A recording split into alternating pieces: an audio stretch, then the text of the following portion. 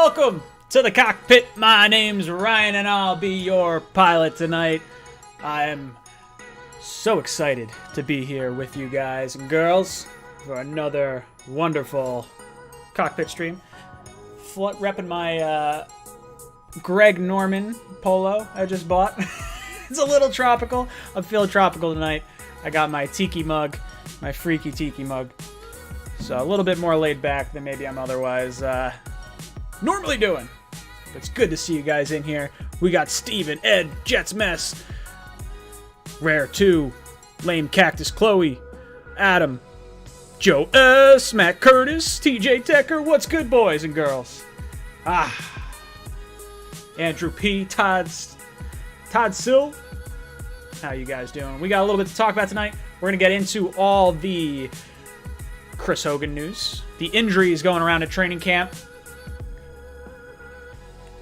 and my raging excitement for the man that is Mekhi Becton. I am so excited for all this stuff. Did Becca pick that out for you? No, I picked this out for me. Becca was like, please don't buy that shirt. And I was like, you know what? It just screams me.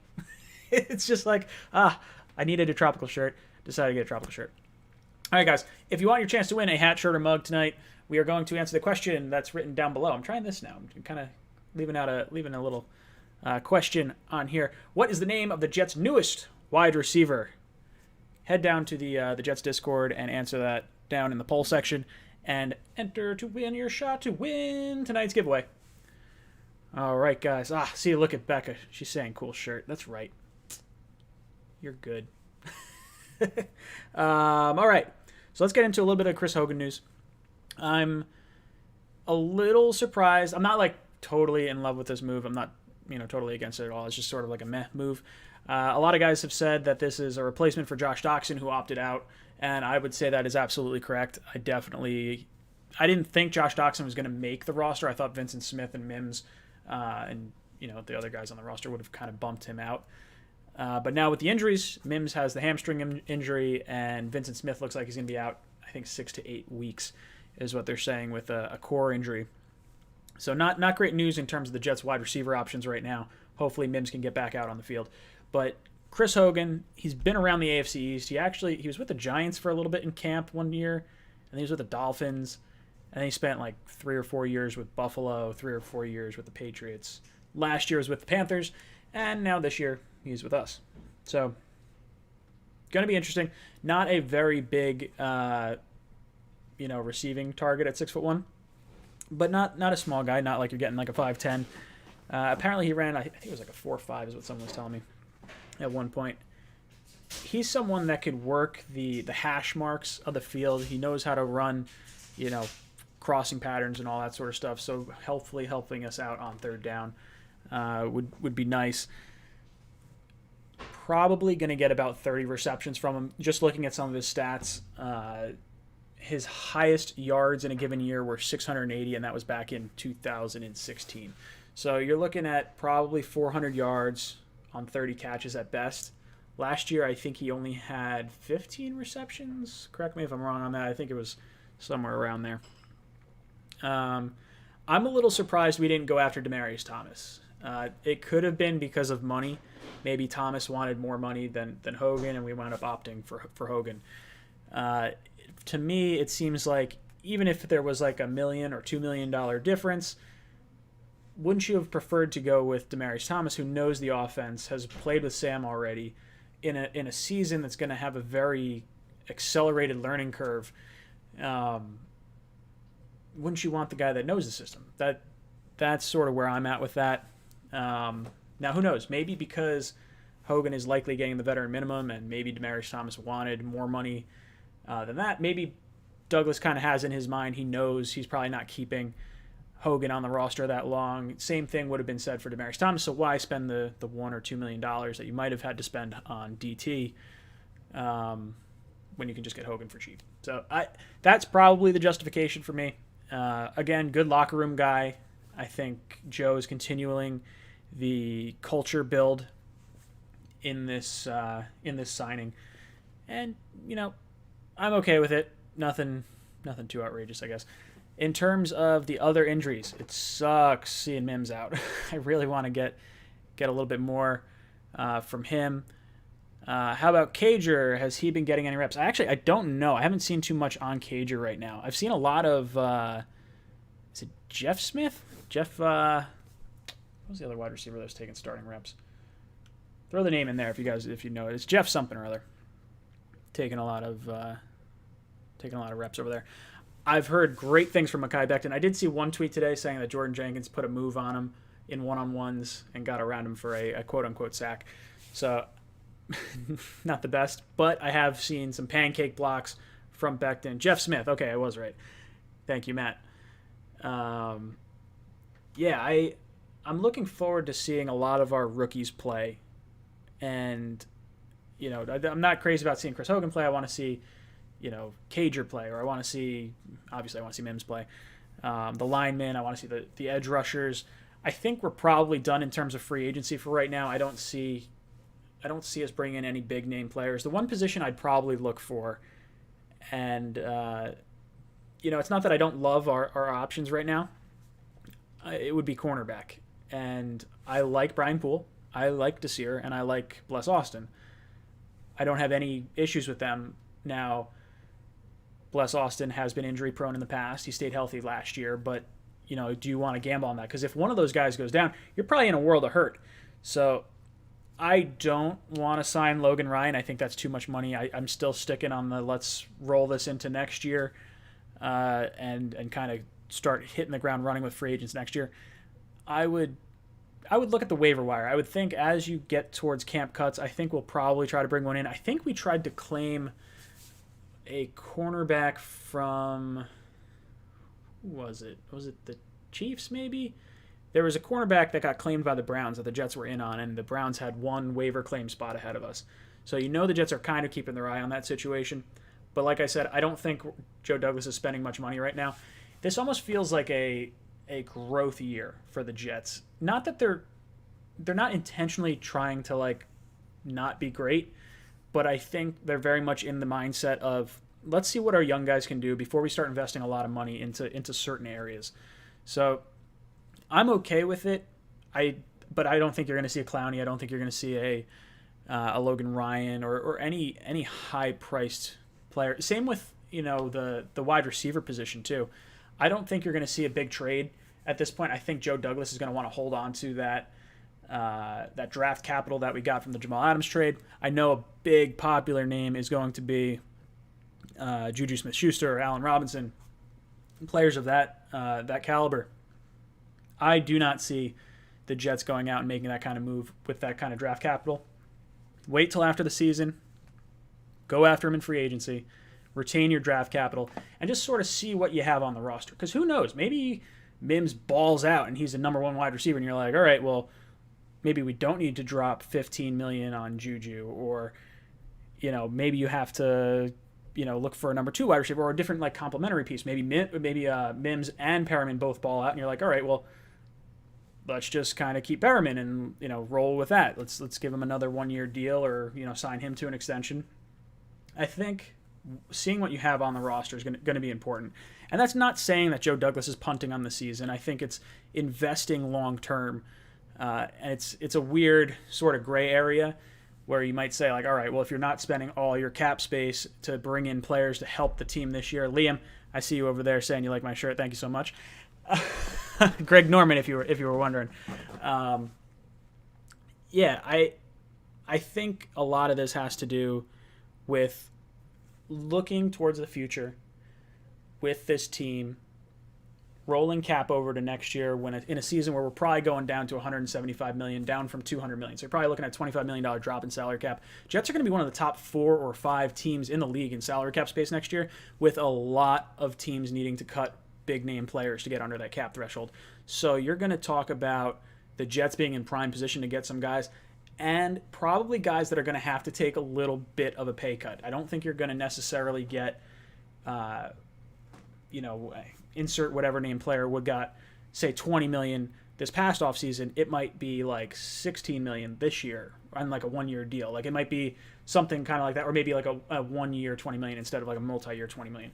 I think you're going to see some weird weird logistics in terms of how teams are going to manipulate their cap situations. And the Jets are going to be in absolutely prime position to do that. Did Walford sign yet? Says FM. Walford actually opted out for the season, so he's not playing this year. Cowboys pass rusher they got from the Vikings for $6 million. That's Everson Griffin. I really liked Everson Griffin. For $6 million, I would have brought him in. I didn't realize that's what he got. That is a cheap enough deal for me where I don't feel like we're drastically throwing money away. Now, I would have probably preferred if we could get him for maybe a 2-year deal, and then you sort of at least know you got someone going into next year. But seeing what you got in Zuniga, seeing what you got in Huff, looking at Lamar Chase, looking at Jordan Jenkins, and just sort of seeing what these guys are going to do in this offense or in this defense with a harder strength of schedule. Last year we played a very, very favorable schedule in that. Joe S. says, instead of drafting a backup quarterback in the 4th round, we could have drafted a wide receiver. Just saying. Joe, I completely agree. I was very much in favor of a wide receiver. The Morgan pick did not make sense to me. Now, that said, if the Patriots were actually eyeing Morgan and the Jets took him away, there's like maybe a silver lining there, I guess. But I would have preferred the wide receiver, Gandy Golden, Donovan Peoples-Jones. There were a lot of wide receivers on the board at that point that I know myself, Green Bean, and Matt, and even David were all pretty frustrated that we did not try to take a swing at. Now, if you guys don't know, and you guys may not know if you hadn't watched the very, very end of my video yesterday, tomorrow on the Talking Jets panel, it's going to be me, Green Bean. Matt's taking the night off. He's got a prior commitment. So we have the entertainer talking sports. Chris is going to be coming over from his channel, joining us. So it's going to be more of like a New York talking sports thing as opposed to just having the Jets guys on there. But it'll be fun nonetheless. Ultimate Clashers. Yo, that is a dope shirt. You're damn right it is. I just told you, Becca. She's like, you can't wear that shirt. You're ridiculous. Get Eli on the show, Ryan. Oh, I'm sure Eli will pop on. Guys, we're going to start taking call-ins at 8:30, so we got like 16 minutes before we start doing call-ins. If you want your shot at winning a hat, shirt, or mug from the Jets Talk store, there's a question of the day listed right here. What is the name of the Jets' newest wide receiver? Go to the Jets Discord to answer that. The link is in the description down below. Head to the poll section and just answer with the person's name. Who is that person? Hint, the name is in the title of this stream. What else is going on in the chat? Clowney should have opted out. I guess he maybe would. If you opt out as a free agent, do you still get a stipend? If that's the case, maybe he should have. Let's see. Chris is a cool dude. Looking forward to it, says TJ Decker. I like Chris a lot. Chris and I have something potentially in the works. We've kind of talked about it. We'll see if we come up with something. Edward says that is a nope shirt. Edward, you just don't have any swag. Sorry, I don't agree with your your personality. No, I shouldn't say personality. Your shirt choice. Your shirt's ugly. Tony Lee, newest member of the Jets Talk channel. I'd like to see one of our first round picks go to a wide receiver. That's an interesting thought process. So for me, I'm okay with it, sort of depending on how players are ranked. I don't know if I'd want to spend my top pick on the wide receiver. It depends on the caliber of player at the different positions of need and how we handle free agency. Now, in my mind, we drafted Mims last year. That gives us a little bit of flexibility to have a free agent wide receiver on a contract right now, like a Juju Smith-Schuster that has a rep with Sam. So I kind of like that. Edward, good man. He's just kidding. He likes the shirt. Yeah, I would like to see Juju in green and white, and I'd like to see Thuney. Those are the two guys that I'm really kind of eyeing in free agency this upcoming year, the guard from the Patriots and the wide receiver from the Steelers. Then you roll into the draft with 2 first-round picks, and I'd probably be looking real hard at an edge rusher and a cornerback. Those would be the 2 positions of need pretty early for me, I think. Areas that you would want 5-year contracts for. With a wide receiver, I feel like the rules have been so favorable for the offensive side of the ball. I would prefer if we waited maybe till like the second round. This is coming from a guy that really wanted, CeeDee Lamb. Like I would have been, pretty happy with that if lineman wasn't the answer there. Guard is another area of concern for me. We have Van Roten. I believe we can get out of his deal. I think he's under a 3-year contract, but we could get out of it after 1 year. Alex Lewis is only on a 1-year deal. So Thuney would replace one of those two. And you probably want some type of competition. So let's say Thuney replaces Alex Lewis. Van Roten is the starter for next year, and then you have a rookie kind of competing behind him. You do have Clark under contract, so hopefully he could plug in at some point throughout the offensive line, whether that be guard or tackle on the right-hand side. But good comment, Mr. Lee. Now, guys, for you, those of you that are part of the frequent flyer tier of the Jets Talk channel, I did post the Fantasy Football League on the community tab. So if you are a frequent flyer member of the channel, go over there. You guys get first crack at this. I'll probably wind up doing like a member only one also. But you guys, it's only like 200 people that are going to be allowed in it. So I expect once I actually open it up to the rest of the the crew, I would think there's probably going to run out of slots pretty quickly. So make sure if you guys are a member on there, please go over to the community tab and make sure you lock in your spot. I'm going to be doing a Jets Pick'em also. This year, first let's talk about the Fantasy Football League. The Fantasy Football League is going to be run through DraftKings, so it's not going to be your traditional 12-man league where if one person picks Aaron Rodgers, that's it. It's just Aaron Rodgers. It's going to be like a daily fantasy type thing where you have, if all of us wanted to pick Aaron Rodgers, he's worth a certain amount of, money in terms of, like, say you have, I forget what the actual total amount you have. Let's say it's $50,000 to spend or $30,000 to spend on like players, and then you allocate it based on if you pick Aaron Rodgers and he's super expensive, you're gonna have to go cheaper on like the running back or the wide receiver just to fit under the salary cap. But the nice thing is you can have all the players you really like following. You can pick Jets players, you pick other studs, whatever you want. And what I'll do is every week, it's only going to be for the Sunday games. So if there's games that are on Monday night or Thursday or something like that, we're just going to do the Sunday games just to kind of keep it easy. Unless it allows me to switch it each week. If that's possible, then maybe I'll throw a curveball at you guys. But I'll announce the winners of those on the live stream. So I'll make sure to rattle that off. I'll probably do like the top 3 guys. So if you want your name said and you want to get some bragging rights on some of the other players or other guys, that's a good way to do it. I'm deciding what we want to do for the end of the season. I want to do something a little more fun. Maybe each week I'll give away a shirt to the top winning person in the Fantasy Football League for each week. I think that would be pretty fun because we'll get like 200 people hopefully trying every single week. And then the Pick'em League. I haven't launched the Pick'em League yet, but I believe that's going to be through CBS Sports. I think that's how I did it last year. And that is going to be a season-long thing. Whoever winds up getting the most from that will do something else. We'll see. Who knows? Still kind of tossing stuff around. All right, guys. What you guys got going on in the chat over there? We got like 10 minutes before we go to the phones. Are we putting up money for the Fantasy Football League? I wasn't going to do it. I was making it free. I think free's fun. I think it gets a lot of people involved. Also, I think there's probably issues with me making a money league. I don't actually know if that's true or not. If you guys want to, I mean, we could do that. I don't care. Maybe we do like $1 or something like that each week. And then if we get 200 people, it's $200, and then DraftKings takes whatever portion, and then the winner gets whatever. I'm okay with that. It's all run through them anyway, so it's not like it's really my my league or anything like that. I mean, it is, I guess. I don't know. It's something we could talk about. I heard they might do Saturday games.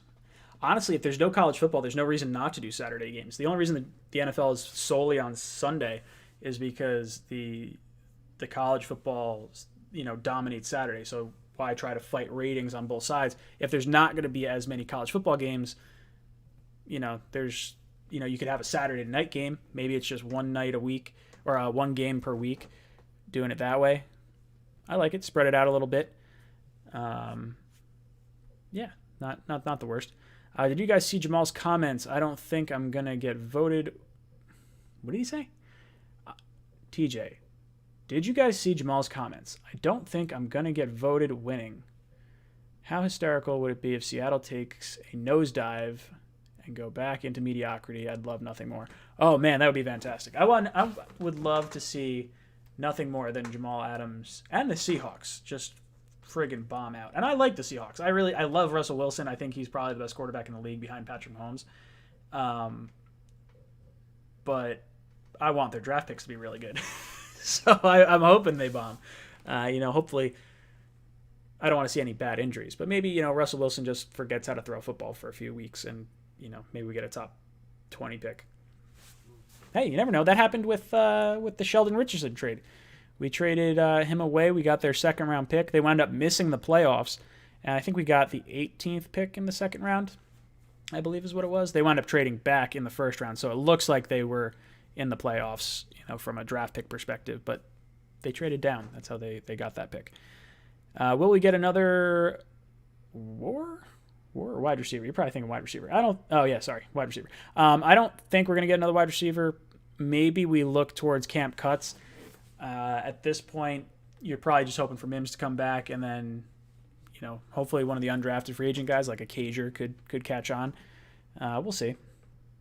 Jet Season says trade for Mike Williams. I really like Mike Williams. It's weird for me. I don't know if Sam necessarily needs a stud wide receiver, although Mike Evans is the type of receiver that could just jump up and have a huge catch radius. That would be the type of receiver I would want. Him or like a DeAndre Hopkins, someone that just has an enormous wingspan to make it way easier on your quarterback. But yeah, I think Sam passes the ball around enough that it's actually, we're probably okay. TJ, let's see how Jamal does without Greg Williams.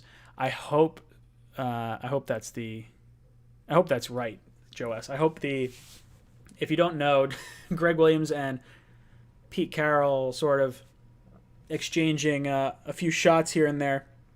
They had, what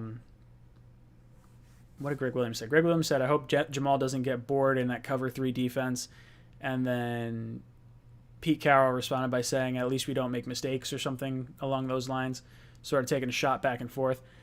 I'm hoping Jamal does not play very well at all. I mean, I don't really care. I don't wish him to get injured or anything like that, but, screw you. Joe S., what do you say? And he had his best season under Williams. That's true. It's because we really played into his strengths. I don't know if he's going to, if they keep him more as like a cover safety, it'll be interesting to see how that sort of works out. Big Green, Russell Wilson gets mono. Oh, I hope so. Maybe we'll send that girl over that hooked up with Sam. Get him over into Russell Wilson's life. Tony Lee says, like to see a full season of Herndon and have a great season. Yes, Herndon coming back is huge. That's why I sort of say with Chris Hogan, you look at our wide receivers. Now, if Mims, let's say we don't even have him. I mean, realistically, he's going to be an option before Hogan. But you have Perriman, Crowder, Herndon, Griffin, Bell, all probably ahead of Hogan in the pecking order in terms of reps.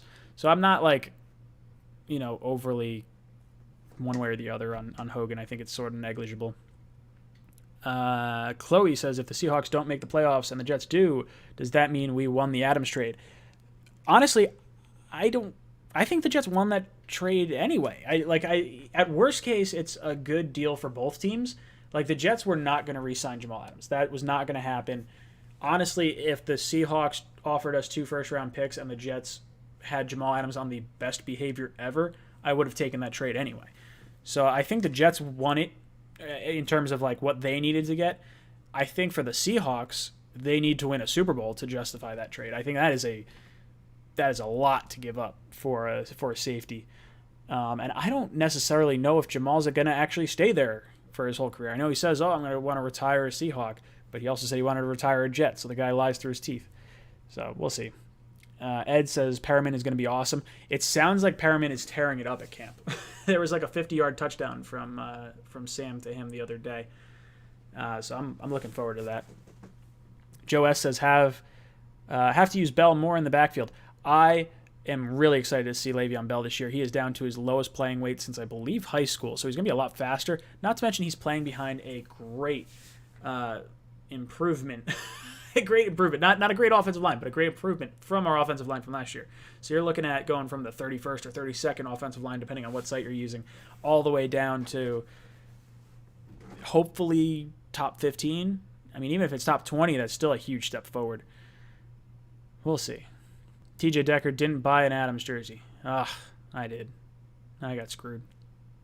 FM says he paid $100 for his jersey. I think I got my Jamal jersey as a... Did I get it as a gift? Becca, if you're watching this, let me know if you gave it to me as a gift or if I bought it. I don't remember. Oh, God, that's terrible. No way Douglas says signs Des Bryant. I agree, Joe. There's no way Des Bryant's coming to the Jets. It sounds like he's going to try out for the Ravens. That would be fun. I like Des Bryant. I don't have anything against Des Bryant. I don't think the personalities kind of blend well with the culture I think we're trying to make. The Mini Mamba says, Ryan, I'll be back at the end of the Celtics game. My bad. It's cool, dude. No worries. I will enjoy talking to you when you come back. Ed says Bell is the X factor. Yeah, I would say he's our best player at this point. I mean, maybe you say Sam. I don't know. But Bell is definitely a huge X factor for the Jets. If Bell gets going and he has like a 1,200-yard season, this offense is going to be a lot of fun to watch because that's going to open up a lot of wide receiver options for the Jets in terms of bombing the ball over the top of the Perriman or working the center of the field with Herndon and Crowder. That's really going to be huge. Jordan says he thinks Herndon's going to be the X factor. I do. Herndon and Perriman. Everyone's got a different X factor. I think Bell's the one that makes it all click, though. I think if Bell gets going, that means the offensive line is really... Maybe the offensive line is the X factor, if you want to say that. Trade pick Sam Darnold for Lawrence, says Barack Obama. No, absolutely not. I will not trade Sam Darnold for Trevor Lawrence. I would not do that. At this point, you have to go all in on Sam. Just put everything around him, everything you can for the next 2 years. If after that you decide he's not the quarterback of the future, I'm okay with that. You know, if that's the way the chips kind of fall. I don't believe that's the case. I 110% believe in Sam. But at least you have a rock solid team built around the quarterback. So if you do have to go up and get a quarterback, you can give away a ton of picks, get your quarterback, and not have to worry about building the team. Right now we're kind of doing it backwards where it's like, okay, we gave up a ton of picks to get Sam, and now it's just taking a lot of time to build the team around him because we don't have the picks that we had to give up. Joe S says, smash that like button. Yeah, we got 29 likes. We got 130 people in here. Come on, guys. Hit the like button. If you hit the like button, it helps the YouTube algorithm. It helps the channel grow a little bit, and it helps people see the content. If we hit a lot of likes and people see that on the next day of the stream, they're like, oh, maybe I'll tune in next time. We'll see. If you guys want your chance to win a hat, shirt, or mug from the Jets Talk store, the link in the description down below. Answer this question right there. What is the name of the Jets' newest wide receiver? Go to the Jets Discord to answer that question. Scroll down to the poll section, and I will raffle that off at the end of the show. What are you guys talking about? Well, we'll go to the phones. Oh, we can go to the phones now, but let me see. Let me just go through the chat real quick, see if we got any other ones. Ryan, did you watch One Jets Drive latest video? How can anyone think Sam isn't going to be a stud after watching that? I have to watch it. I saw episode 1. Are we on? There's a second episode. I think the next episode drops tomorrow. Is it every Tuesday it comes out? I have to watch it. I really love that series. I think it's just awesome. Week in and week out. I watched I think it was a 30-minute or 15-minute live stream of the Jets training camp this morning. They didn't really show much of the players, but I guess if they did that, then other teams' scouts would watch that and you'd try to figure out their plays. I don't know. We'll see. Jack says, 2021, Jets should be serious contenders. Maybe if Corona alters this season, we can make a run this year. The biggest thing for this season is when you look across the board at the Jets roster, I don't think we're worse at quarterback. I think at the very least, you got Sam, you got Flacco, and you got the rookie quarterback. So that's at least the same. The offensive line, easily an improvement. Running back room, you add Frank Gore, whether you like that or not. I think Bell, with a better offensive line, that's going to improve. Wide receivers, you could argue it's maybe a drop down if you don't believe in Perriman and you liked Robbie.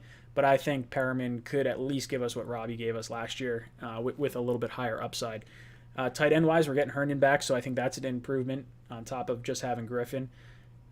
Defensive side of the ball, you lose Jamal Adams, you get Bradley McDougall. How much of a difference is that? I don't know how much you want to weigh that into the win-loss column. Is that a half a game worth of difference? That's possible. Cornerback-wise, I think Tremaine Johnson and Darryl Roberts, I think we improved in that area with a second year in Bless Austin. Brian Poole's obviously back, so that's the same. And then you have Desir, who I think is better than the play we got out of our cornerbacks last year. Linebacker-wise, oddly enough, even with C.J. Mosley opting out, just getting Avery Williamson back, that's an improvement. So really across the board, defensive line-wise, still an improvement. I think we have at least a shot at having a good edge rusher with Zuniga or Huff. And then you bring back Jenkins. So I think across the board, this team is better. I think we're going to have a harder schedule. I think last year we should have ended 5-11. Honestly, playing the Steelers' third-string quarterback and then playing the Bills' backups was kind of a gift at the end of the year. Not that I'm trying to take anything away from the Jets, but I think those games may have ended differently given FM says he's waiting on Eli. I think those games probably end differently given a slightly different situation in terms of what their roster was looking like. So if we can get to 7-9 this year, I think that is an improvement. I think we're going to see a better offense overall. But let's go to the phones. Let's pull up the phone line. Number is on the screen. Let's talk some Jets. Let's hear what you guys have to say about everything going on in Jets world, your training camp questions, wide receiver questions. You got some questions about friggin' anything. We'll talk about anything. This shirt, fresh. Call from Eli. Hey, what's up, Eli? How you doing tonight? Hey, Ryan. So, what's on training your camp's starting, mind, brother? So I wanted to talk about how training camp is starting, and so I follow Connor Hughes on Twitter, and he keeps on tweeting this stuff about what's happening in training camp, right? If you've seen. Mm-hmm. So he said, I want to talk about Mekhi Becton for a minute because Mekhi Sure. Becton, today he tweeted that Mekhi Becton got all the way up to the second level of the defense and put Neville Hewitt on his butt. I heard about that, a pancake block. And that just makes me so excited for him because at first, like I said before, I think, and at first when we drafted him, I was upset we didn't draft Tristan Wirfs. But then I see his tape, his highlights, and he's just knocking guys over. And I'm thinking, maybe it's just college. Maybe he won't be like that in the NFL. And to hear that he did this to Neville Hewitt, who was he was a starting linebacker last year. So that just feels really nice to have your rookie tackle put linebackers on their butt. Yeah, you look at how massive Mekhi Becton is, and from a pure leverage standpoint, and the amount of speed he has for a 6'7", 370-pound human being. I mean, it's hard for him to not be good. Almost like as long as he can kind of move, he's at least tough to get around. And I just think watching him pull and watching Bell run behind him is going to be a lot of fun to watch. Imagine him and Thuney for like the next 3-4 years if we can get Thuney after the season. That's going to be friggin' awesome. And I like McGovern too. I think this offensive line is going to be greatly improved over what we had last year. But the thing is also, yesterday I think it was, he said that Quinton Williams absolutely destroyed him in one play. So I think he still has learning to do because oh, for sure. Quinton Williams got off the ball quick and he absolutely completely got past Mekhi Becton for a tackle for loss on Bell. Yeah, look, that's going to happen. I think with any rookie, we're going to see those, he's going to get a double move put on him or something, or we're going to go up against Nick Bosa week 2 and just or is it week 3 maybe? It might be week 3 with the 49ers. Yeah, it's there's going to be bumps in the road for sure, but I think the ceiling is just so high with Becton, and we're going to see some really awesome tape of him. I'm sure we'll see him against Bosa just throwing him at some point throughout the game too. So I think it's going to go both ways. I just want to see an improved offensive line. If I get top 20 play out of the offensive line, that's a huge improvement from last year, this year, especially when you think about the level of competition we're playing this year. Well, you want us to sign Thuney next year, right? What was that? You want us to sign Thuney next year, right? 100%, yes. I think the guard position is not fully taken care of yet. I think he was going to be our top free agent on our list this year had he hit free agency. So with the money we have, I would like to go after maybe two potentially higher priced free agents. I think if you're looking around $15 million for Thuney, and then 15, 16 million for Juju, possibly. Those would be the two guys I'd go over and allocate that kind of cap space to. And then you give them both, like, maybe you're locked into them for 3 seasons, and then by the time you got to re-up Mims or some of these other free agents that are going to be coming up, I think you'll be able to get out of those contracts. And it gives us time to draft good players to kind of fill those roles behind them and build some depth. Well, normally I agree with you, but on this one I couldn't disagree with you more. Okay. Because, what do you want to do? Because I don't like signing Patriots players to big contracts. Because that's fair. They always do really well with the Patriots, and the second they leave to get a big contract, they play really poorly. Like Trey Flowers signing with the Lions when he didn't have that great of a career. Then he went to the Patriots. He had an amazing 1 or 2 years. The Lions signed him to a big money contract, and now he stinks again. The Patriots make players look better than they really are, and that's why I think if he came to us, I don't think he would be on the same level of talent as he would in New England. So here's the one thing that I would say. This year, since he's on the franchise tag, we do get to see him without their offensive line coach. Remember, the offensive line coach left. He was heralded as like one of the best offensive line coaches in the league. So if he plays well this year, or plays at the level that you want to see him play at, I think you're going to get a fine grade on him. And also guards, I feel like, are kind of, if they're not causing penalties, they're not getting hurt, can you really screw up that bad? I understand maybe some of the other players, and maybe they're just putting them in better situations, but Thuney's someone that I would kind of make an exception for. Well, I think it's not only the offensive line coach. I do also want to give That's it! You're out of here! You're out of here, Eli! Thank you so much for calling in.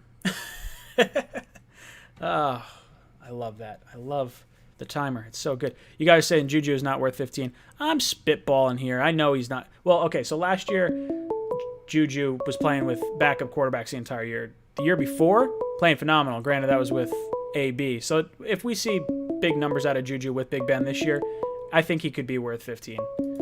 Call if we get it for 12? Beastmaster69. To accept. Hey, what's good, Beastmaster69? How you doing tonight? I'm good. No, I'm tired, but What's on your mind, brother? I was thinking. At first, I just want to say thank you for doing this every Monday, because this COVID thing has been crazy for all of us, and I really appreciate it. It's always something good for me to watch, and talk about football and all that stuff. So I just want to thank you for that. Oh, of course. I have a lot of fun doing it. I've really enjoyed it. It's something I try to do every single Monday. Although, oddly enough, I think next Monday I may be taking the night off.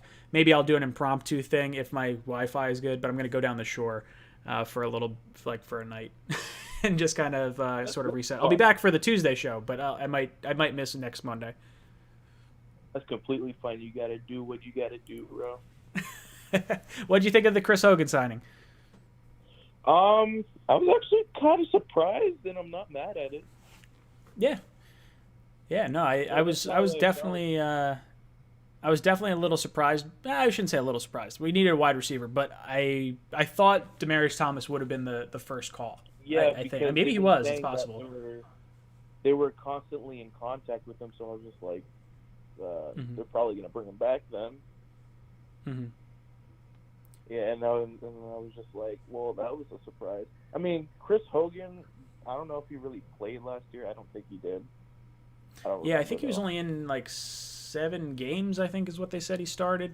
Let me see. I'll pull up his stats real quick just so I'm not rambling off the wrong numbers here. But yeah, he only had, I want to say it was like 15 targets, or say 8 receptions. on 15 targets, and he started in one game and I guess was active for the Panthers for 7.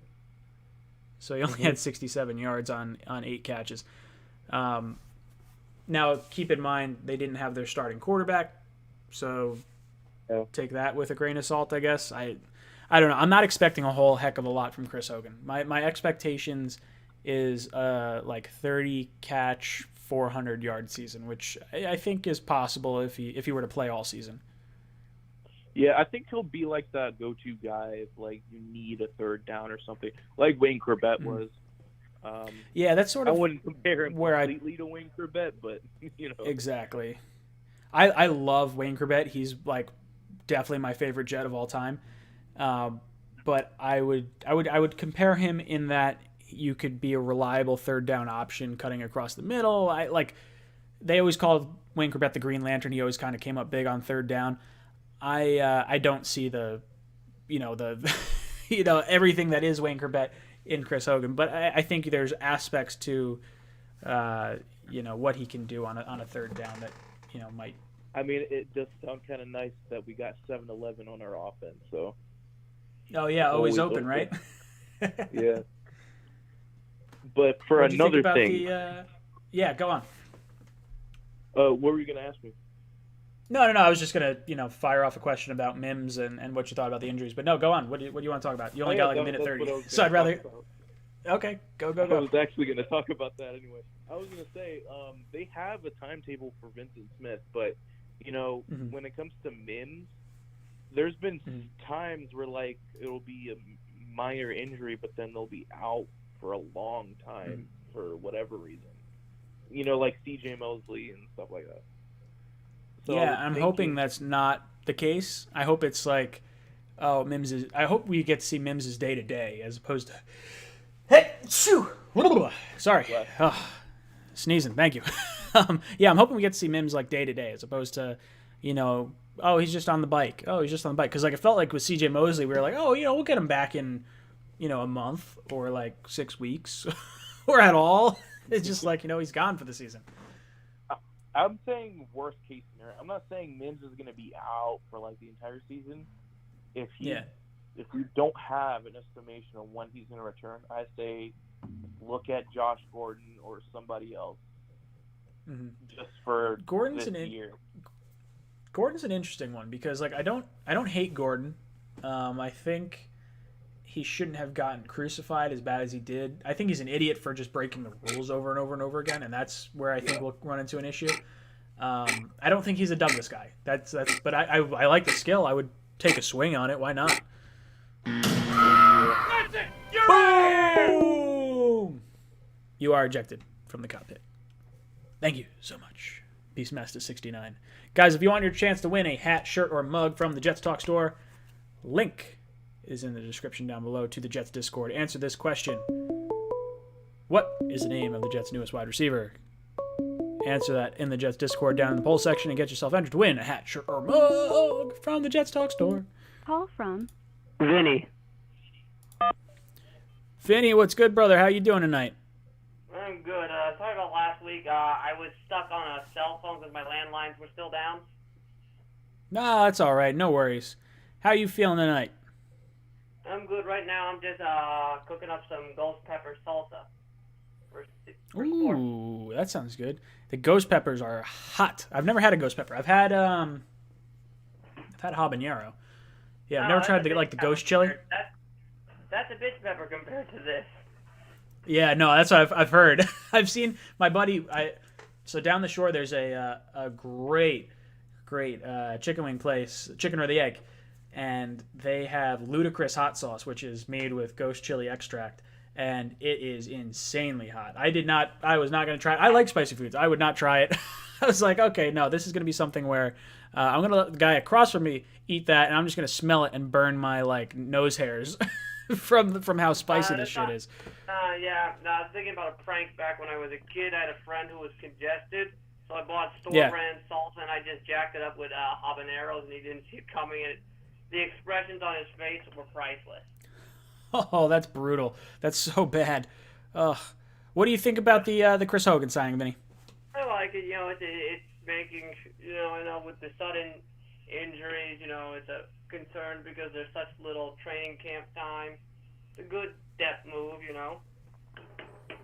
Yeah, I think so. I think that's. I think it's solid. I don't think it's anything crazy. It's Again, not. Value, but I think the Jets are a season away from making wow moves. I mean, people I think are overreacting because this is still a growing year for the team. Yeah, I agree. I think this is definitely a growing year. I think it's one they don't want to spend a crazy ton of cap space on, especially when it's going to drop next year. 2021, I think 2021 is probably going to be the first possible breakout year. This is not. I don't think there's any real reason to get overly concerned with all the injuries. I mean, it's concerning, but it's not the end of the world because they're still not ready yet. Yeah, and that's just it. It's almost like you're playing with house money here. You want to see what happens with Gase. You want to see what happens with Sam Darnold. You want to see what happens with the offensive line. Does this team look like they actually have a better grip on the offense? I want to see better play calling from Adam Gase. I don't want to see him try to run the ball on 3rd and 10, 50% of the time, or whatever the number Matt threw out last week was. Like, I really just want to see. I want to be able to watch a Jet game and be like, oh, this is fun to watch. Like, last year was brutal the entire season. I don't know what's more brutal, watching Jets games or watching live-action remakes of Disney classics. Ooh, what do you think about the new Mulan coming out? It's probably going to be terrible. It's probably going to be like... It doesn't have Mushu in it. Mushu is the best damn character. They cut him out of it. I don't know. I'm going to watch it anyway.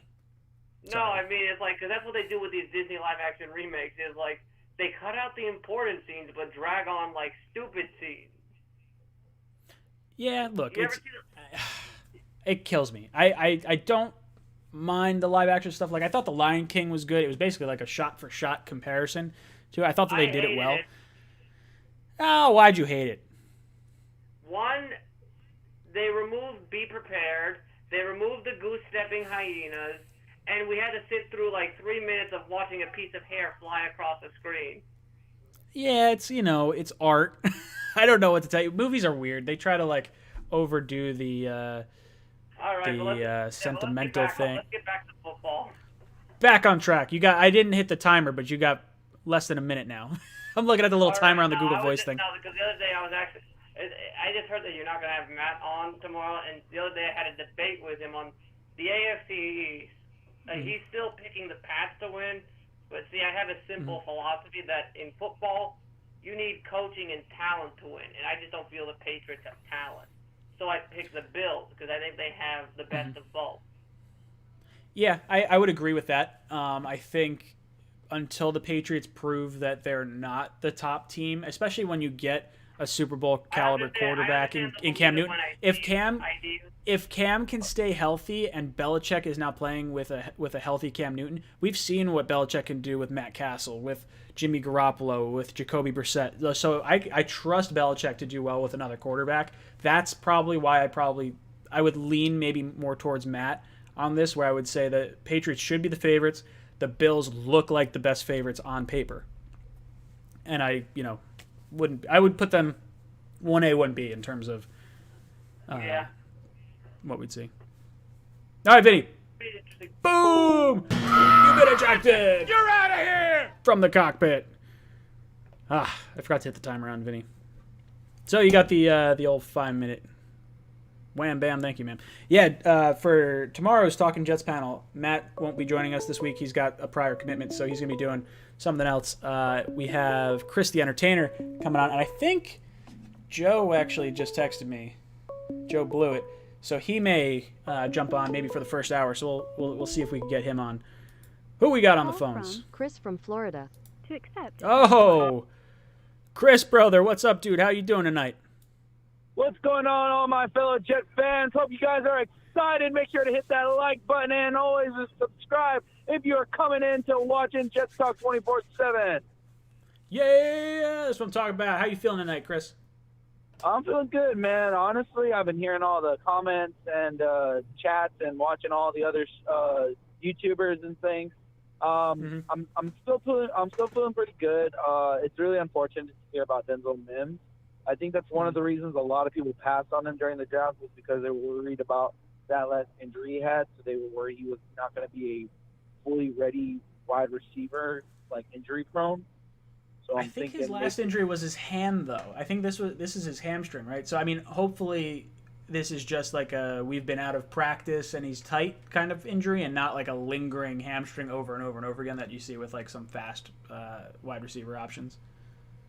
I'm hoping you're right about that. I mean, more than anything, they keep saying it's lingering. They haven't opted him out, and if I'm correct, they've said so far that 3 out of the 14 players that Joe Douglas has, 3 out of the 14 rookies that Joe Douglas got are currently not on the roster. So, or not playing. Not mean not practicing?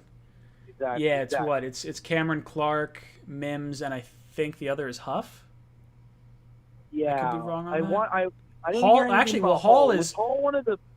Hall is on the COVID list right now. Yeah. I don't know if he's off. He was on it initially. I don't think I've seen any tweets in terms of him getting bumped out of that yet.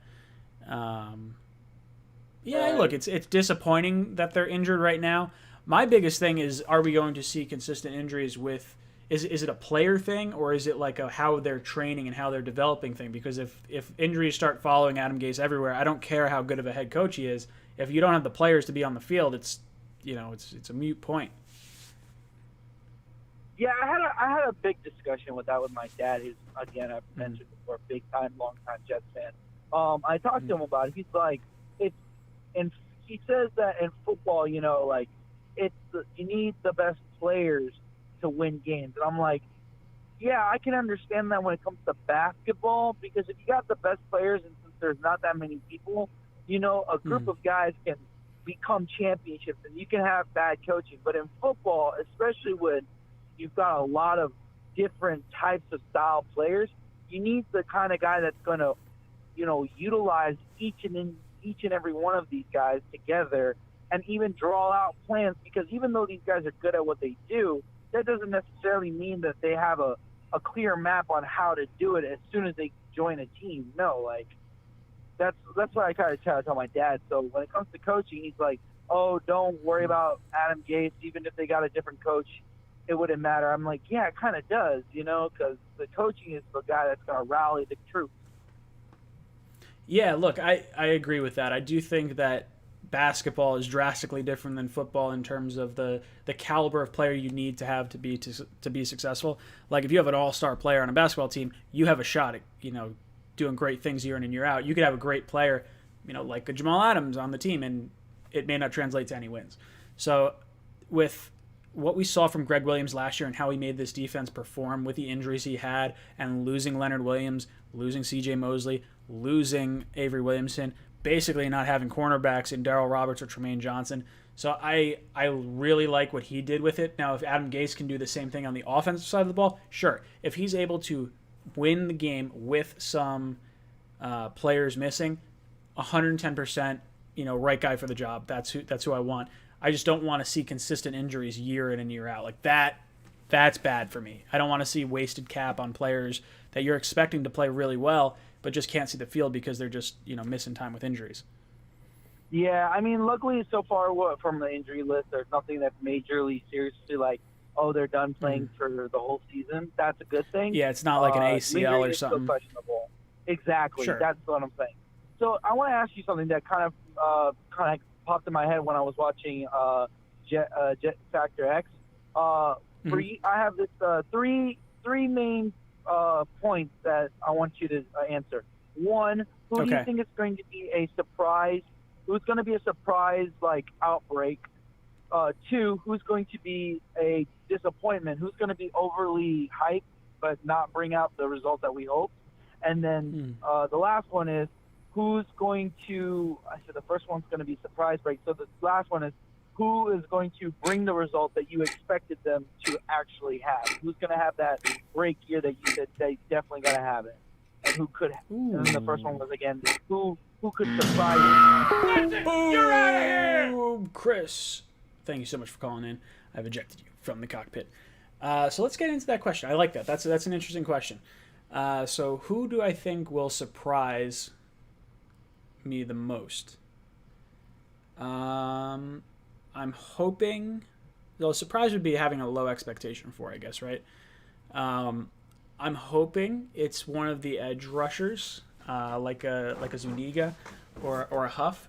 Now, a surprise for me maybe would be Jordan Jenkins really turning into a really good pass rusher. Like we've seen some halfway decent stats and sacks from him over the last few years. But it's always felt like coverage sacks or like, just kind of using his motor to like just kind of keep going, not necessarily like having the great pass rush move that gets to the quarterback initially. So I would like to be surprised by maybe someone like that. Edge rusher is really where I'm kind of getting at with this. I would say disappointing wise, let's see. A disappointment for me and a player that I would like to see play well, maybe like an Avery Williamson. I don't think that's going to happen. That would be a player that I could see, maybe just having an off year after like missing it with the ACL. But I think as a Jet fan in general, I think Bless Austin, someone who has a lot of promise, could be disappointing this year if he, falls back into like an injury-prone kind of situation. And then who do I think would perform as expected? I'm going to hope it's going to be McGovern. I hope McGovern is that stud in the center of our line, plays like a top 10 center, can at least get the offensive line in the right lineups and everything. That's where I sort of hope things fall. I want to be surprised by Jordan Jenkins because that's a very big area of need that I've wanted to be in. The issue with that is I don't want to pay him a ton of money even if he has like the one-off good year. So that's maybe a little different there. Disappointment would be someone that I'm hoping is going to be doing good but could fall on his face. That would be Bless Austin. I'm excited to see him play because I think he could be a number one or at least a starting corner in this league if he stays healthy. And then, McGovern would be the guy I would say could hopefully be the guy that I expect to do well and I think will do well. So good question, Chris. Good question. I like that over there. All right, guys. If you want a chance to win a hat, shirt, or mug from the Jets Talk store, there's a link in the description down below to the Jets Discord. Click on that section, scroll down to the poll section, and answer this question of the day. What is the name of the Jets' newest wide receiver that they have added this week? Answer that. I'm going to raffle that off at the end of the show. Call from Colin. Colin, what's up, brother? Welcome to the cockpit. Hey, Ryan. How you doing? I'm hanging in there. What's on your mind tonight? So, I was watching the show earlier. All my friends are talking to me about the Chris Hogan signing and how he's not the flashy name, how we could have got Des Bryant, Paul Richardson, maybe Josh Gordon. But they don't understand how, like, Chris Hogan is a locker room guy that Joe Douglas wants. Des Bryant doesn't seem like that. Josh Gordon's got a problem with weed.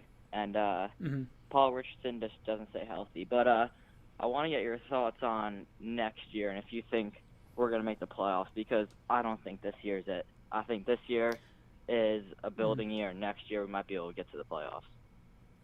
Yeah, look, I think the goal should absolutely be the playoffs. I think you don't want to kind of shoot for anything less.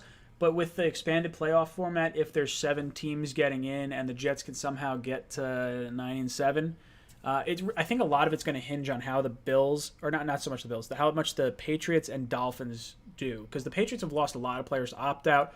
They've just lost a lot of players in general. If Cam Newton can't stay healthy and you have Stidham starting a bunch of games, I could easily see the Jets sweeping those 2 games. If Tua Tagovailoa is not playing well, or Fitz has his, he had his good season and now he just starts kind of crashing back down to earth. I could see the Jets sweeping the Dolphins too, but I could also see it the other way. Like it really depends on how those 2 teams do because that could be a 4-game swing if they're playing really well and the Jets are getting the injury bug again. That could be a problem. Next year, I do agree. I think next year is really the year you expect the Jets to make the playoffs. You get the 2 first-round picks. You have a ton of money in cap space. And then Sam should be hitting his stride. Now, if we're switching head coaches, now all of a sudden you get a whole bunch of different, excuses with, Sam's got to learn a new playbook. The whole team's trying to learn different things. I think next year is definitely playoffs. This year is a cautiously optimistic building year that could, partially because of Corona, wind up with a potential playoff berth. Yeah, I think next year could be our playoffs just because I like what Joe Douglas is doing right now with all the one-year deals, with all the players Agreed. that McCagan brought in.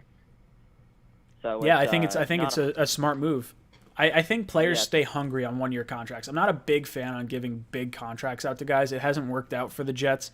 I mean, you look at Tremaine Johnson, you look at C.J. Mosley, you look at Darrell Revis, the second time. God, I mean, you could just go across the board, and it's just been like one contract. Muhammad Wilkerson, one contract after one contract after one contract. That's just like, ugh, this is so rough. Get these guys hungry, playing on one-year deals, and get some competition. And I think you get more out of guys that way. Yeah, with all the one-year deals, it doesn't affect the salary cap next year. So I'm thinking if Sam shows that he's the guy that can put up 30 touchdowns, 10 interceptions this year, 4,000 yards, I think that shows you have your franchise quarterback. If Le'Veon Bell returns to almost what he was in Pittsburgh, that shows you got an almost elite running back to elite running back. Next year, a lot of wide receivers in free agency. You have Juju, Allen Robinson. I think Cooper Kupp's going to re-sign, same with Chris Godwin. But, like, you got some guys that you can go after. You got a ton of money. And our offensive line is looking good for the most part, maybe bring in a couple additions next year. Then the defense last year played unbelievable with a lot of losses. So Yeah, look, I think we're going to have – I mean, you're getting C.J. Mosley back next year. You're probably not retaining Avery Williamson unless he takes like maybe a team-friendly deal. I could see the Jets wanting to bring in, the wide receiver weapons. I like Juju. I'm curious to see what Douglas does when we have a lot of money and it looks like there's some players that might want to come here. Like Juju, I think might want to play with Sam, especially if Sam plays well this year. It could be one of those things like, hey, I want to reunite with Sam. I know him already. We kind of can feed off each other, and he's an up-and-coming young quarterback. Plus, the Jets have the money to do it. So, does Joe Douglas go out and spend the money in free agency when he has it, when there's like players that could be had, or will he still go the same route that he went this year, where he's building through the draft, and he saves that money to try and retain your own? And I do like that option. It's going to be fascinating to watch. I really like kind of watching the puzzle pieces fall into place for Joe Douglas. Yeah, and with the 2 first-round picks next year, I know maybe they're not as valuable anymore because some college seasons are getting canceled, but I think next year we don't go wide receiver round 1. I think we go like an edge and a cornerback, and then you already have a great safety tandem. You're out of here! You've been ejected from the cockpit. Yeah, no, I like what you're saying with that. I like the edge rusher cornerback tandem in the draft. I will say this: people are saying we didn't get as much value for Jamal Adams because of the lack of a college football season. Every team is going against these same sort of issues. So the teams that draft well are going to have an advantage over the teams that don't draft well. So if Joe Douglas is as good as we hope he is, send a voicemail. this could be huge. Okay, I've sent the caller to voicemail. What? Goodbye. No, sorry, Bernard. You call back in. I tried to get you on there. Oh man, what are you guys gonna do? Are you guys gonna answer our poll question of the day? Guys, we got 67 likes in here. We got over 100 people in the chat, so let's get this up over 100 likes. I know you guys can do that for me. But make sure you answer the question in the link in the description down below to the Jets Discord. Click on the poll section and answer this question. What is the name of the newest Jets wide receiver? To accept. There we go. Bernard, welcome to the cockpit. I'm sorry I hung up on you before. Yeah, how you doing? I'm hanging in there. How you doing tonight? Oh, so far so good. The same. Just worried about the state of this franchise with some of the early training camp injuries, and it's a little troublesome here. We're going to have to figure that out, what we're going to do with the trainers and what kind of approach, because obviously what they're doing, I don't think it's working. Yeah, I know they fired their strength and conditioning coach last year, so that was the hope that it would get better. I'm hoping what we're seeing right now, these weird sort of nagging injuries, are more from not having earlier like contact or the way we have to practice differently because of COVID. I'm hoping this does sort of work itself out with just some more practice and everything. But the biggest thing, Mims missing time as a rookie, this is incredibly valuable time for him to learn the offense. We may not see a very good Mims until like halfway through the season. Yeah, he's gonna need some time and some reps because he's young and inexperienced and unproven. I'm kind of wondering why they didn't go on and maybe take a look and dust off Odell Beckham maybe on a 1-year deal. It couldn't hurt us because the expectations of this franchise are low anyway. Yeah, now I think the reason we didn't go after Odell, and I like Odell, watching him and whatnot, but he might not be what he used to be, but I think he could still be as good or better than anything we have still, and he could have helped Donald a lot. I think Odell accused Greg Williams of intentionally trying to hurt him in a preseason game. I think that's probably why he's not really like on the Jets' radar, or maybe he is, and I'm just totally off base. But it seems to me like that would be a reason why we wouldn't go after him. Okay. Yeah, because I'm hoping that these little nagging little things, I'm hoping we can get over and get going. This is a big year for Sam Darnold. And I want to call in and go in on the Darnold situation here. We know Gay should be on the hot seat, but Darnold, he's going to need to have a big year. I have to believe if he plays a full season based on his first 2 years, he's always come on strong in the second half. I have to believe if he plays a full season, I'm just worried about the first 2 games with San Francisco and Buffalo could be a little rough. But I got that feeling if he plays out a full season, he's going to settle down. I say within 3 to 4 weeks he'll settle down and I think go on a roll. I'm looking for 4,000, anywhere from 3,800 to 4,000 yards, 30 TDs, and if I can keep those picks under 15, I'll roll with that. I'm happy. Yeah, you hit the nail right on the head. I think if we get a full 16-game season from Sam, I think we're going to get 4,000 yards. I think we're going to get 30 touchdowns. And I think we're going to get about 15 interceptions. I think you're not going to take the interceptions out of his game. I think he's that type of, boomer. I don't want to say boomer bust type player, but I think he takes the risk. Similar to what we saw against the Dallas Cowboys and the Green Bay Packers, that despite our receiving core being a little thin or suspect, that he can carry the load and be that good. Yes, absolutely. I think he is going to be that good. Remember, he came on towards the end of the season, the last 2 years, for 2 different reasons. One, because he was a rookie. He's learning the system. He's trying to get everything, all the kinks ironed out. That's why year 1 was a little rough.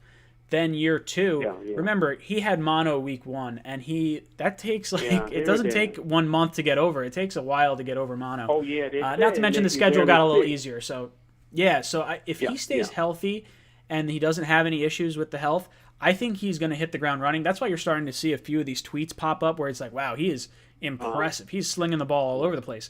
Now, granted, we saw that in preseason last year. I never understood why people doubted his physical ability.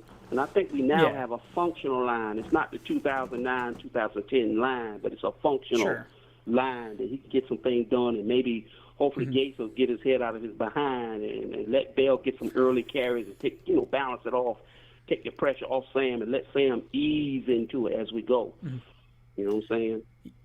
Yeah, look, if the offensive line plays well, that is going to be – I know we've talked about Herndon and Perriman and Bell being the X factor, but it's really that offensive line. If that offensive line plays at a top 15 level, everything else is going to fall into place, and it is going to be drastically better. If the Jets' offensive line plays well and Sam plays the way he played against Aaron Rodgers, or the way he played against Dallas – this team can make the playoffs this year. That's how good I think they could be if the offensive line is good enough to par. I believe in Sam Darnold. I'm so tired of getting that top 10 pick of the draft. I'm sick of it. We're in the mix. I say that last month. Yeah. Now, don't get me wrong. I'm not saying we're getting playoffs this year, but if that offensive line does play well, that's the type of season we could have. Yeah, look like I'm about to lose you. It's always a pleasure, Ryan, and I'll talk to you next time. Boom! You're out of here! Thank you, Bernard. It is always a pleasure to talk to you. God, I love getting the regulars on here. It's always fun. You guys are just as much of the show as I am. I feel like everyone knows Bernard, everyone knows Vinny, everyone knows Beastmaster69, everyone knows Eli. All the guys across the board. Grandpa Mark. Josh. Josh, what's good, brother? Welcome to the cockpit. What's up, Brian? How are you? Just another day in paradise, wearing my paradise shirt with my tiki cup. How you doing tonight?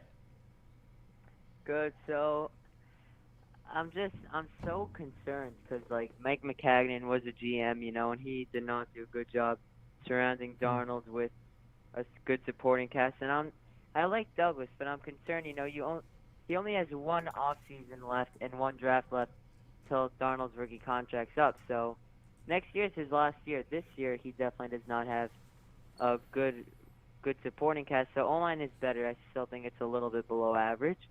And Sure. your receiving core is a disaster right now. I mean, Perriman's unproven. I know he had a nice little stretch. Crowder's your only proven receiver, but he's not a solidified, legit number one guy. He should be their number two receiver. He's not really a number one target. Okay. And then Herndon's a reliable tight end, but that's just not enough. And I'm concerned that we won't really be able to see Darnold take it to the next level with the supporting cast. And if he shows flashes but never really does anything crazy, then what do you do if his rookie contract's up and you never gave him a good supporting cast, and you need to make a decision because he hasn't proved it yet, but you also haven't put enough weapons around. Yeah, that is 110% the reason why I wanted to go with 2 wide receivers in the draft. I'm a big fan of Mims. I like the Perriman signing. That was a player that I really wanted the Jets to sign on a 1-year deal back when I was doing my F, Marry, Kill series. There's a lot of potential with this team. There's a lot of bust potential also. It's not just good potential, it's bad potential as well. And you hit the nail on the head. If the Jets drafted 2 wide receivers, you'd have at least a little bit more hope in terms of one of those 2 panning out. Now, I do think there is something to be said with how Sam plays the position. I think he very much likes the tight ends. I think as long as the tight ends stay healthy, I really like Griffin. I really like Herndon. I think both of them are good. I think Bell is a proven commodity. You just have to block in front of him. So if the offensive line gives Bell time, gives Sam time, he can work the center of the field with Crowder, because Crowder played well last year. I think the tight ends are going to do well. Really, if Perriman can be what Robbie was by taking the top off of a defense, the reason Robbie didn't have as good a stats as we would have liked him to have was because Sam was running around for his life, and he just couldn't have a play last long enough to get the ball down the field. Now, Sam did miss a few throws, and I think that's probably because he had happy feet because he didn't have the offensive line. But I think there's a lot of potential, both good potential and bad potential. I think it's a very volatile season this year. And I wouldn't be opposed to bringing in another wide receiver. I think seeing what you have with this core is important. Now, getting on to the contract that you're talking about with Sam Darnold, this is his 3rd year. You're going into year 4 next year. The nice thing about year 4, you're going to extend him on his 5th-year option. There's no way you're not doing that next year. So at the very least, you got him for 2 more seasons. And after the 4th year, that's when you're going to want to extend him long-term anyway. So you're going to get at least this season and next year to really grade Sam. And in the event that we're really not sure, I'm okay with franchise tagging him. I don't want it to get to that point. I'd rather extend him on a contract that pays him like maybe 2 franchise tags where it's like, hey, look, let's give you the financial security right now, but we're still trying to feel it out. We don't want you to feel like you're playing on a 1-year deal. You at least get the 2 years. But I think we're going to see a lot out of Sam this year and next year, and I think it's not going to be a concern for us. Yeah, I hope so, but yeah, I think also. Yeah, go ahead. Yeah, no, you hit the nail right on the head. This is everything that Jet fans are highly concerned about, especially with Adam Gase, too. Like, you don't want to have to go on to a new head coach. Could you imagine now we have first-year excuse, rookie quarterback. Second-year excuse, Sam's got mono. 3rd year, coronavirus season. 4th year, we have a new head coach. It's like, oh, man, how could Sam have gotten a worse hand from the start of his career? Yeah, it's definitely not ideal for him, but yeah, I hope that I trust Joe, and and Joe we trust, all Jet fans. Mm-hmm. We all could agree on that pretty much, most of us. I know you like Joe Douglas. I'm a big fan. And I wish he was here from the start because you saw what he did around Carson Wentz, They didn't have that number 1 receiver, but that was because Wentz, his number 1 guy, was a tight end. And that O-line was great in Philly, so he did a good job there. And I feel like if he was here from the start with us, I feel like our O-line could have been a top 10 O-line, and Sam could have that. Boom! You're out of here! You've been ejected from the cockpit. Oh God, I love the chicken flying across the screen. I love the timer. It really is fun. And I try not to give people warning on this. It's just like boom. There's a little bit of a lag too. Like you guys seeing on the screen, there's like maybe a 15, 20-second lag between when I see it happening and when the caller sees it happening, if they're watching the actual stream. Call from Steve. Steve, what's good, brother? Welcome to the cockpit. Hey, Ron, how you doing tonight? Oh, just another beautiful day in paradise. How you doing tonight, Steve? I'm doing good, man. I agree with a lot of your takes. I really think I don't think it's just hyping up news. I really do think, and I do believe that Sam may have taken that next step because not even just being in the Gase system a second year, but people say like even physically his workout routine, like even his diet's changed. Like he was always in shape. Like apparently he's really changed his core ethics in terms of like progressing and working out this off season. So I'm really excited. Like. The wide receivers are concerning. I know some people are like freaking out about Vincent Smith, and I'm like, he is our fourth wide receiver. It's not the end of the world yet, but we'll see. I think they'll add one more veteran after some cuts happen, but I think we'll be all right. Yeah, there's going to be some players that hit the open market for sure. I think I don't know offhand who I'd be looking at really. I know a lot of people are always on the big. Oh, we should look to trade for Juju. We should look to trade for AJ Green. We should look to trade for Allen Robinson, and it's just like, God, no, just wait, be patient. Let's not blow our load in one spectacular move. I'm saying yeah, same exact thing, because especially like, I think the NFL's done a decent job. Like, the positive cases compared to overall eligible NFL players is very, very low. So I think they're doing actually a decent job. But in the event there's not a full season, I would have been so mad if we traded draft picks for a guy that we could have just waited. So I agree with you. Yeah, that's my biggest thing. And as we get closer, I'm getting more optimistic. I don't want to like get too far ahead of myself. I want to like baby step it, but I'm hoping we get the full season. And if anything from early indications are with the NFL, I think hopefully, knock on wood, we're in good shape. I agree, and I don't know if you saw the Adam Gase comments on Perryman, how much he's really breaking down the offense so far and how confident he is. I really hope, and I think there is a chance that maybe he'll translate what he did last year. He even said in a press conference today, I really was never the guy that was assigned to first team reps. I was never the guy that starred in this. So he's got a chance to shine here. I think, if he has some time, if Sam has some time to get protected, I think he's got a shot to do well. Yeah, could you imagine if he hits his full potential, if we get what we saw out of him the last 5 games of him in Tampa Bay, and he just that'd be ridiculous. continues that? That's like, you don't even need Juju. You're like, okay, we're good. Like, I would still try to bring him in. A couple years. Yeah, but like Perriman, I like Perriman from what we saw out of him that little bit. Now, is he going to have injuries? Is he going to maintain that level of play? Yeah, it's again, like the last caller said, there's a lot of potential. There's a lot of potential across this entire team, but it could be good or it could be bad potential depending on, how the roll of the dice works out. Yeah, do you know, is Crowder on the roster next year, or does he need an extension if he does well? He is. Hold on. I'll pull up his contract real quick. Yeah, I thought it was a 3-year deal.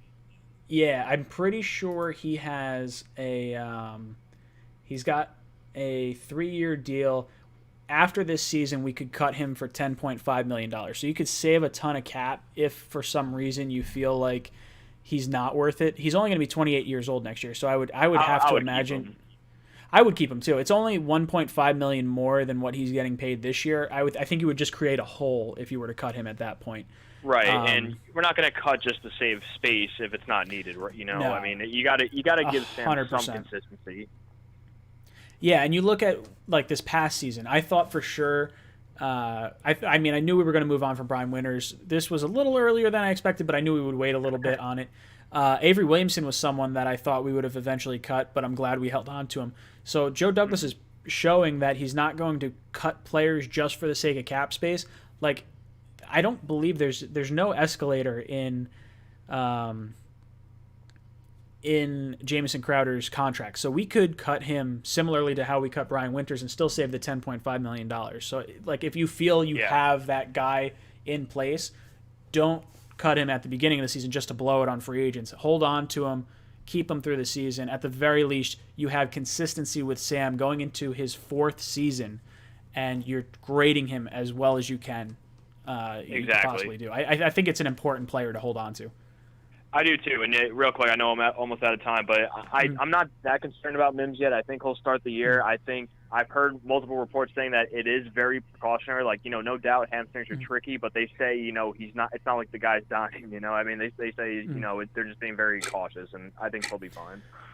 Yeah, I think that's important too. I think you have to make sure there is a level of caution with this receiver. You don't want a lingering hamstring issue. And thank you so much, Steve, for calling in. You have been ejected from the cockpit.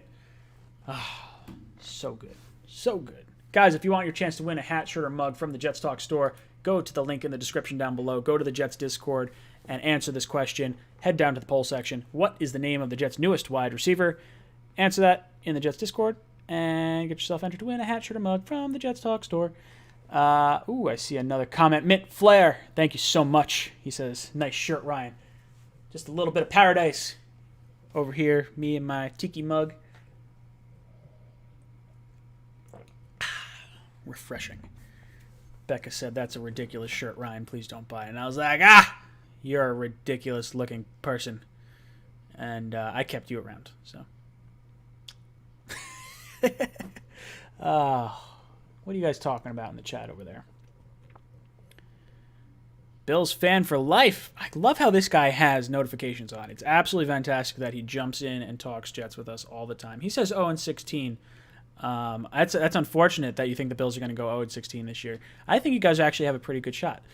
But that's all right. Don't you worry about it. Mini Mamba's saying Darnold greater than Allen. We need Darnold to back it up on the field. I think Darnold is the best quarterback in the AFC East right now, but Allen has the most success. I mean, it may be outside of Cam Newton if you look career total success.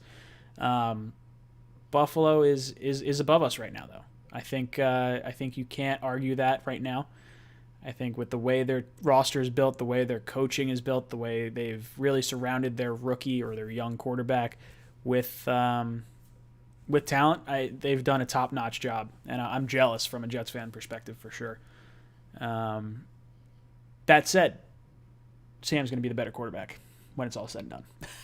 I got to have Mario on here soon and just talk some Bills stuff. We'll see. What else are you guys talking about in there? Oh, guys. Okay. So I think we got some new members that I saw chime into the chat. So if you guys are still kind of hanging around, go to the community tab. Any of the frequent flyer members here. I have the Jets Talk Fantasy Football League set up. Make sure you click on that. Sign up for that because I'm going to open that up to the rest of the channel at some point, and I want to make sure you guys get in first and foremost because there's only 200 slots, and I think that's going to fill up pretty quick. We'll see. Who knows? Maybe I'm wrong and no one wants to play, and I'll just be a loner. Entirely possible. Entirely possible. Will there be fans at the Super Bowl? Oh, man, that would be weird, not having fans at the Super Bowl. I just hope we get to the Super Bowl. I would say once we get to the point where there's not going to be Lame Cack says, are you going to post the fantasy football on Instagram? I am going to post it at some point. I'm not going to do it yet. I want the members to get in there first, and then maybe in a week or so I'll post it for everyone else. And I got to do the Pick'em League, too. The Pick'em League will get going, and we'll do, whoever gets the top team for the week, I'll shout them out on the show. So much fun. I saw some of you guys talking about wanting to do a post-game after games. I'm pretty good with doing a post-game. I like that. Maybe I'll do like a half-hour Q&A after the game with some of my thoughts, things that I saw, and then I'll do my traditional 5 takeaways from the game. I try to keep that easily digestible, so that way you guys can kind of hammer through some of my thoughts, during your work day or, your commute or something like that. And then, of course, I'll do my Monday show, the Tuesday show. And then who knows? I might be doing something with Chris the Entertainer. Not sure what that's going to look like. Could it be something maybe in season we decide to do it on a Monday night, and maybe instead of doing the call-in show all the time, well, we do a call-in show probably, but it might be just me and him kind of getting Jets and Giants going back and forth. I don't know. Who knows? What do you guys want to see? If Chris and I were to do something, do you want to see it on an entirely different night? Would you like to see it maybe just in season? Because right after like a Monday night after the Jets and Giants, fresh off the weekend. It's a little, maybe a little more energy going into it. Who knows? Who knows? I don't know. I'm not entirely sure. But it seems like if we were to do something, we'd kind of bounce back and forth between the two channels. So it would be a little bit here, a little bit there. That way we get a little cross-pollination between the two channels. Maybe we get a little more Jet fans, or not Giant fans and Jet fans, both together. But I need you guys, if we do that and we go over to one of the other team's channels, I need you guys to follow me. I need you to come over there. I need some support. I can't be thrown over there with a bunch of jerks from the other team and just getting hounded on. Ugh, I need my support team. Evan Wallman says the most overrated quarterbacks: 1, Josh Allen; 2, Jimmy G; 3, Dak Prescott; 4, Phillip Rivers; 5, Cam Newton. Yeah, I guess I don't disagree with that list. I really like Phillip Rivers. I hope he's not like totally done now. Josh Allen, overrated as like a passing quarterback.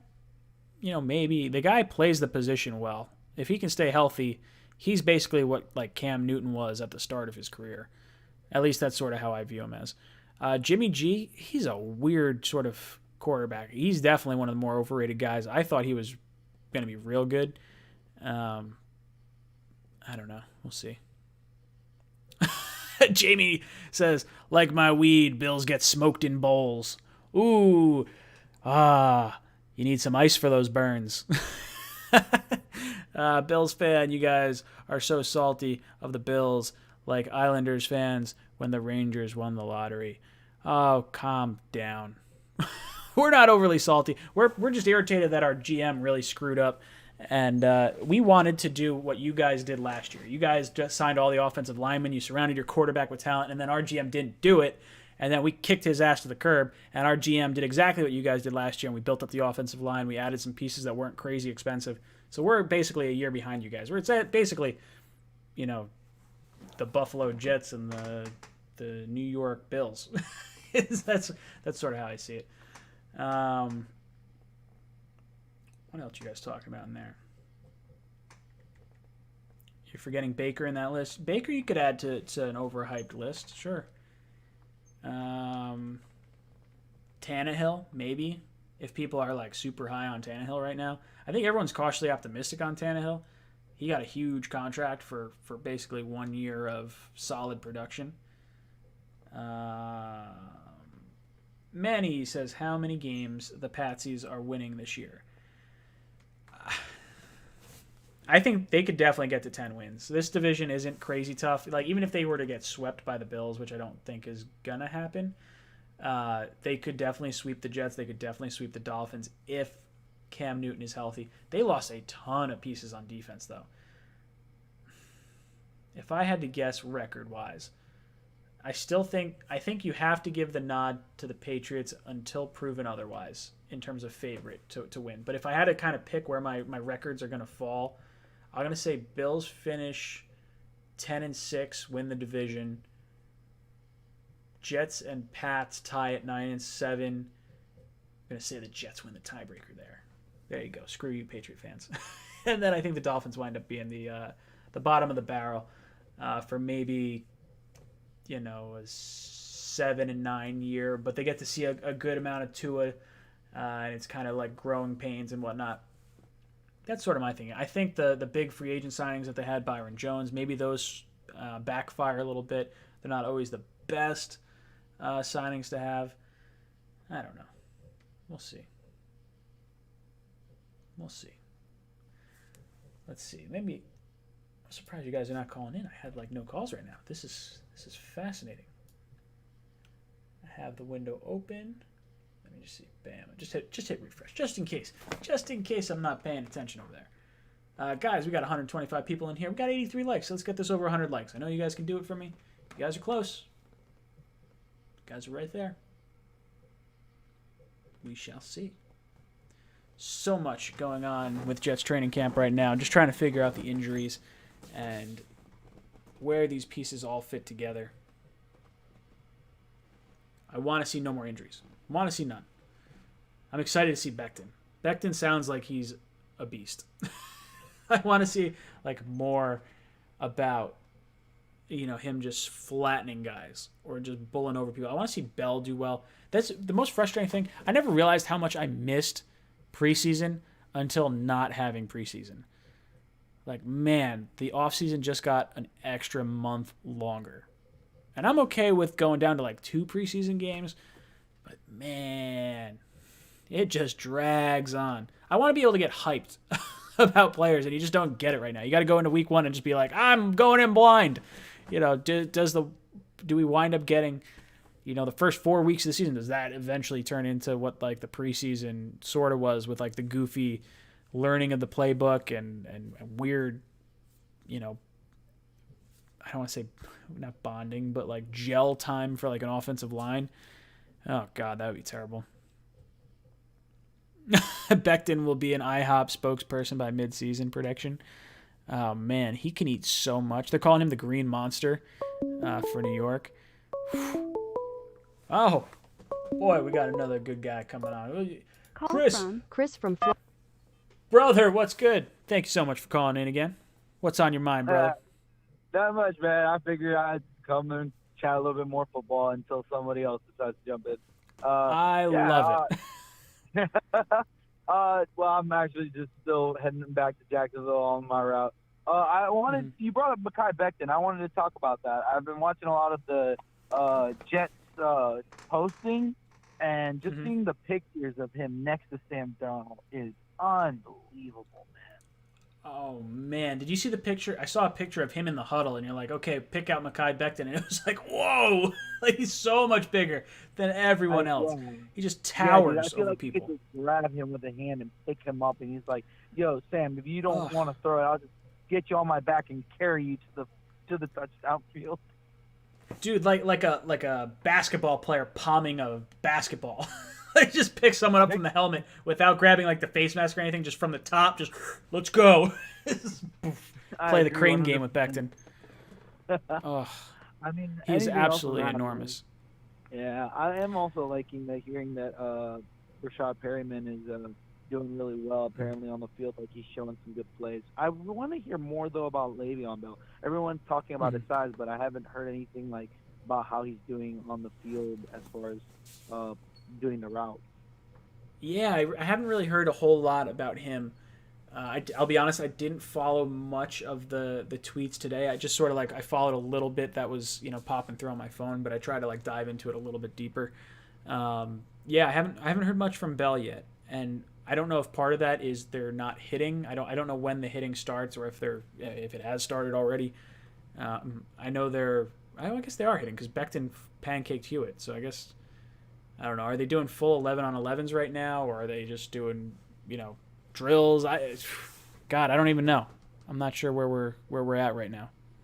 No, it's definitely up in the air for that. I think out of anything, I want to hear a lot more about I want to hear that when the reporters post things, they want to say, obviously you're glad to hear about the wide receivers, but you also want to hear a lot of positive things like the offensive line are definitely open up pockets. They're working well together.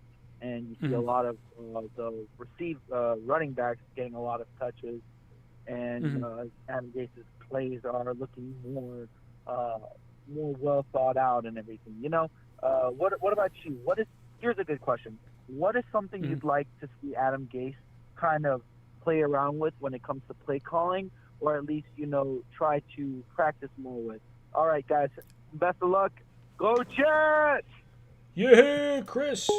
Good call-in question right there. So what do I want to see more of? I want to see more RPOs. I really want to see Sam Darnold run this. Now, my favorite thing that I'm seeing out of camp right now is that Sam seems to have a grasp of the offense better. Now, every year I feel like you're going to try and see hyped-up posts about the quarterback.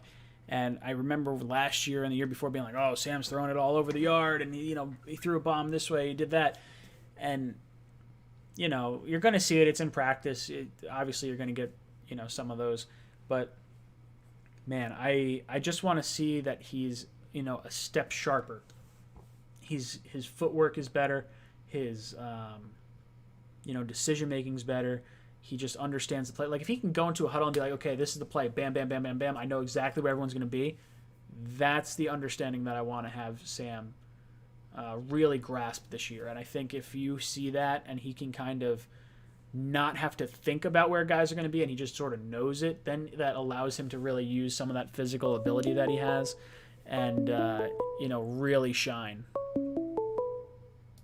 Call from Carlos. Carlos, what's up, brother? How you doing tonight? Hey, how's it going, man? I wanted to call in real quick to say, I love the show. I've been seeing these tweets about, Jamal Adams. I just want to say, let's move on. He's in a different team. We have the picks, but I wanted to ask you, what do you think if Joe Douglas signs Antonio Brown? Now I know he's a headache. He's suspended for 8 games. But just a weapon to kind of develop around Sam Darnold, and maybe he could train him down the road. Oh, man. Antonio Brown is a phenomenal talent. I just don't want him anywhere near this team. He just seems like he is off the rails. I don't know what happened. He seems like he's been different since he took that huge hit against Vontaze Burfict in that playoff game. I would prefer bringing in a player like Josh Gordon over Antonio Brown, I think. I think he's going to be a little bit cheaper. You don't have to deal with the long suspension. And I could wrap my head around, Gordon kind of getting a bad rap. I think the players shouldn't be tested for marijuana. I think there's a ton of guys addicted to painkillers already. Let them kind of heal their body however they feel like they need to. You'll get guys that abuse it for sure, but I think for me, I'd rather go that route than maybe Antonio Brown, even if the upside is so much higher. I agree with you. I'm just trying to keep him away from Seattle since there's rumors that Russell Wilson is pushing for him to get Antonio Brown. I just don't want them to be better than what they could be, for the pick wise. And then also I was thinking, we have Le'Veon Bell. I think if Antonio Brown wants to revamp his career and show everybody that, hey, I'm different, and with Le'Veon Bell being there and putting them, hey, this is what we got to be now. It's the same thing as I was saying about Le'Veon Bell. He came in and he turned that character around. Yeah, look, I really, really like Le'Veon Bell a lot. I didn't think he had a character issue when he was with Pittsburgh. I think he got a bad rap for holding out due to money reasons. But if you look at the contract that was offered to him, it was basically a glorified 1-year deal. It was a huge contract. It was like a 4 or 5 year deal that they offered him, and I want to say it was like $70 million or something crazy. But that deal was essentially like a $10 million franchise tag, or paid him like a franchise tag each year without the security of being locked in for a long-term deal. And it was just a sham of a contract. So I 110% agree with what Bell did. Yes, he lost a year of salary that he will never get back. But the way Pittsburgh was going to drive him into the ground with the amount of touches he was going to get, I think Bell did the right thing. And since he's been here, he has done nothing but have been a good leader. He has said all the right things. He did not, what's his worst thing? Going bowling when he's not supposed to be around the team. I'm okay with that. I'm a big Le'Veon Bell fan. I can't wait to see him this year behind that O-line. Man, I got the 6th pick in my fantasy. I'm taking him. I don't care. I don't endorse anyone taking a Jets player like in a fantasy draft. I cannot wrap my head around it. Bell's the one player that I really like. He's going to go way higher because he's a running back, and it just scares the crap out of me every single year with the Jets. Now, later on, when you get into that 6th, 7th round, you want to start taking a Herndon or a Crowder, and you're starting to kind of round out your roster a little bit. Sure, that's okay. But Bell scares the crap out of me early on. As much as I want to believe in him, it's almost like the same thing with Pick'em. When I pick games each week, I tend to pick against the Jets because worst case scenario, the Jets win and I'm happy. Because what happens to me more often than not, I pick the Jets to win, and then they lose, and then I get a worse ranking and pick them, and then I get like the upsetness of like the Jets losing. So at least I get like, at least if the Jets lose, it's like, well, at least I was right in the pick 'em league. And statistically, the Jets are going to lose more games than they're going to win over the course of the last decade. So, I don't know. Just sort of my thought process. Real quick, Yeah. Towards the future, we trust Joe Douglas, and it is gonna take some time. But you know what? He's doing the right thing, and I mean, we can't blame him for anything other than nothing at all. To be honest, he took over an organization that had. Boom! You've been ejected from the cockpit. Thank you so much for calling in, though, Carlos. That was a good conversation there. I see you guys talking about Antonio Brown in the chat.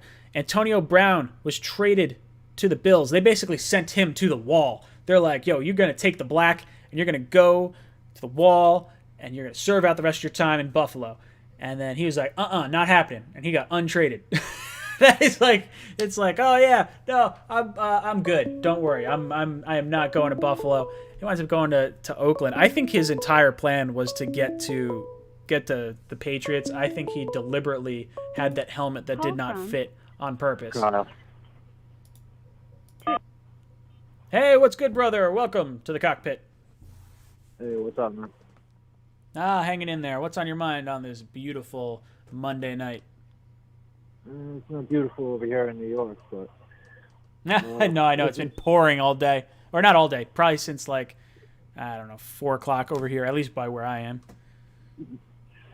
Yeah, I just wanted to get your take on what you think Joe Douglas is doing with all that extra cap space that he's probably going to roll over into next year. There's going to be a lot of free agent wide receivers, like Allen Robinson. So let me get...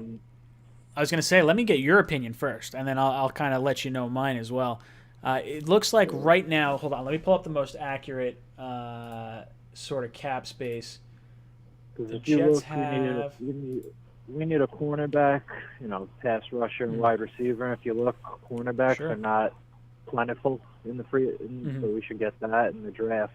We should go over a wide receiver.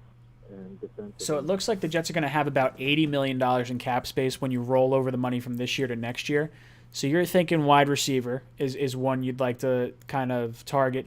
I'm big on wide receiver and free agency. We have Mims under the rookie contract right now for the next, this year plus 3 more years. I really want to target Juju. I think that's a player I would look to throw some money at. I would Even look towards... I like Judon. I don't know.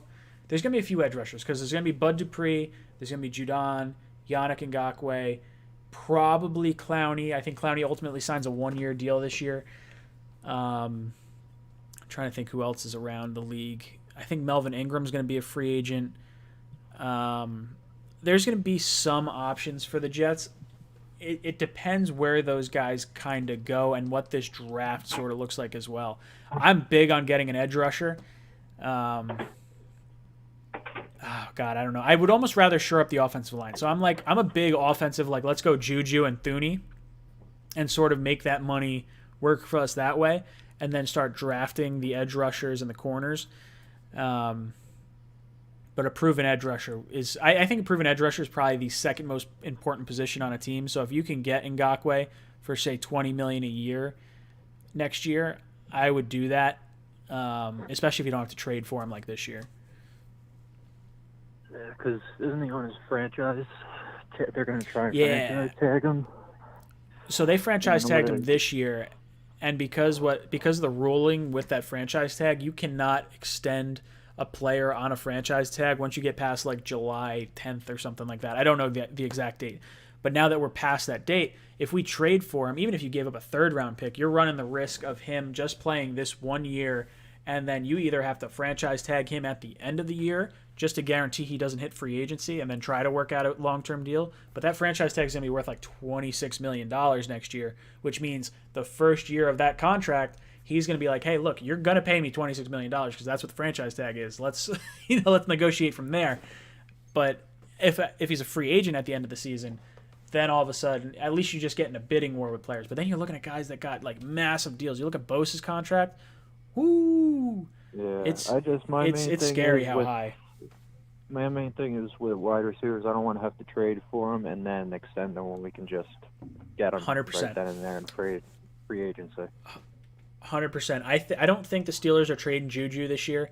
I think they're going to want to. This could be Big Ben's last season, and they have a lot of players they're going to have to re-sign next year. So that's why I think they're going to roll with Juju, try to win one with Ben this year, and then, Juju's going to walk at the end of the season. I think they'll get their comp pick or whatever they're going to get for him, but I think the Jets are going to have a pretty good shot at getting him, and having Sam, having all the cap space is going to be huge.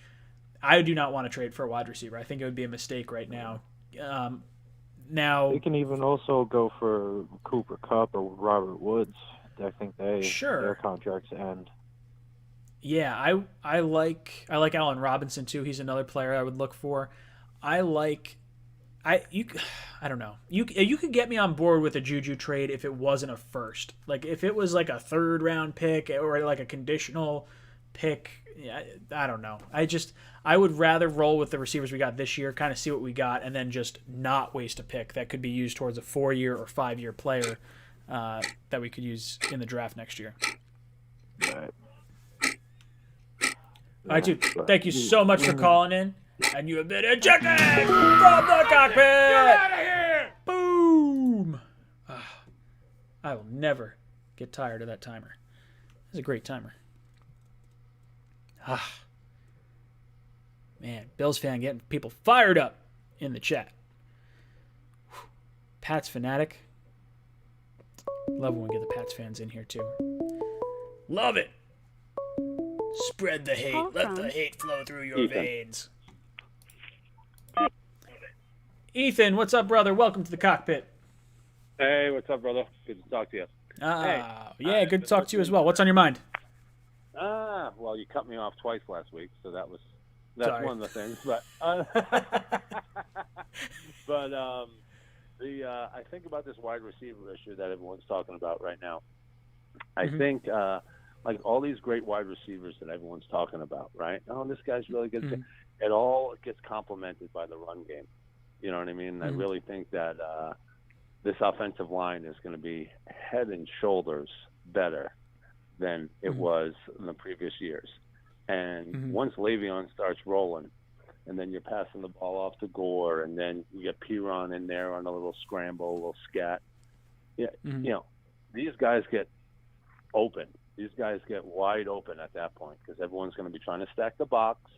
You know what I mean? You're going to put, I'll put the edge rusher on Becton. Good luck. You know what I mean? The guy could fall down and block 3 people. You know what I mean? So. Oh yeah, he is enormous. Receivers immensely. You know what I mean? That's really going to free up these just the receivers to do many more things that they can do. And as far as your question, Hogan, that Patriot bastard. But that was Yep. You got to answer it in the poll question though, down in the Discord. Yeah, I know. You got to answer it there. I saw it on the TV, so oh yeah, absolutely. Dude, you are spot on with. Dude, this Jets X factor for the season. Like I know a lot of people are talking wide receivers, like you said, Le'Veon Bell, the tight ends, those sorts of things. It is. Absolutely. This entire offense is going to hinge on how good this offensive line can gel together and give Sam and Bell time. If we get more time to throw the ball, that means Perriman has more opportunities deep down the field. If we give Bell more holes to run through, opens up, 2nd and 3rd and second and third down, you wind up if you have 2nd and 5, now you can do a play action play and you can bomb it over the top. Or you can throw it out in a screen. You're not going to see the 2nd and 10 and Gase running the ball right up the middle. Now we're in 3rd and 10. This offensive line really is the linchpin of this team. And if it is a top 20 unit or a top 15 unit, it's going to be so huge. 50% better than last year. Yeah, well, that's exactly it. I mean, you're going from, I think it's the 32nd ranked offensive line last year. It's 31st or 32nd, depending on which site you look at. So but we were 15th, it's got to be better. 20th, we're 50% better. Oh yeah, absolutely. And then you got to think too. That was a terrible schedule that we went against last year. If you go against a really tough schedule this year, I think we're one of the top 5 hardest schedules in the league, and we have a top 15 line. Like that's only going to get better as we kind of progress forward. Because Becton should get better. McGovern, I think, will be steady as a top 10 center. I think we're still going to need a good guard added into this mix. That's why I'm really big on Thuney and free agency. But I love what we're doing so far with the offensive line. Well, I like the additions he made. He got Cameron Clark. I think he can translate good into a guard. Mm-hmm. And then I like the kid out of Washington too. He's another big kid at right tackle. You have to remember, Adoga was rated really good in college, so he's got a year under his belt. Yeah, he got abused. You know what I mean? But he was really good at pass protection. So he can slide into that right tackle spot, pretty easily if he outplays fast, Yeah, that's and a previous caller said this too, potential. There's a lot of potential in this team. There's potential good, potential bad.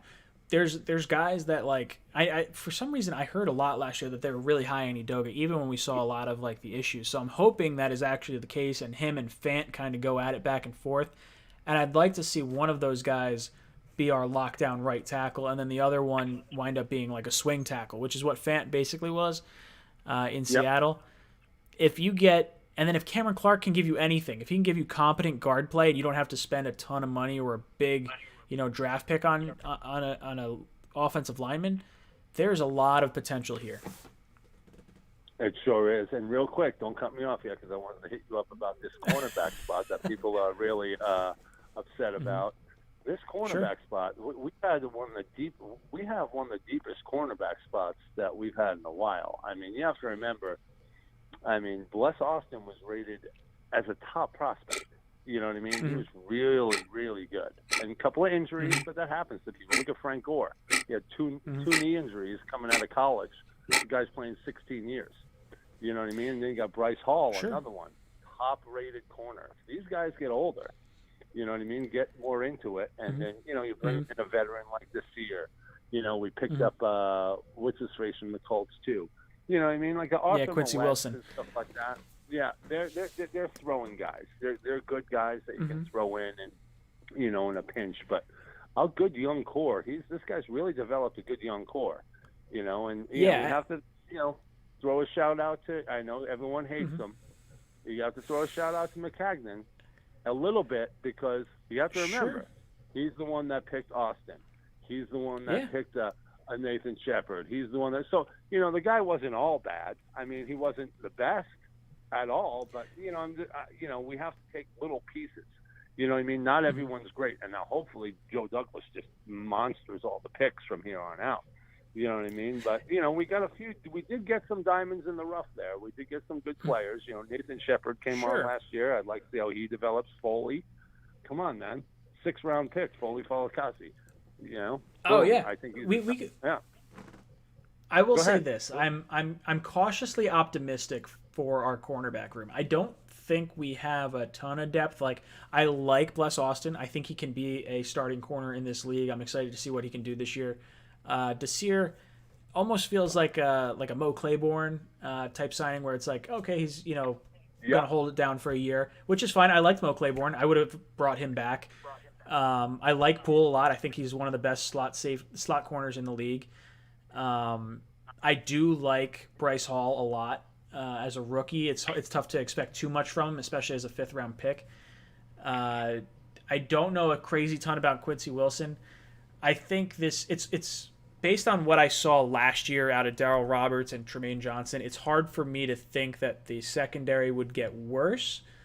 So that's kind of where I fall on that. I would say cautiously optimistic. Potential is another big word here. If you can get if Bless Austin stays healthy, if Bryce Hall comes in and starts, I know Green Bean is hugely in love with Bryce Hall.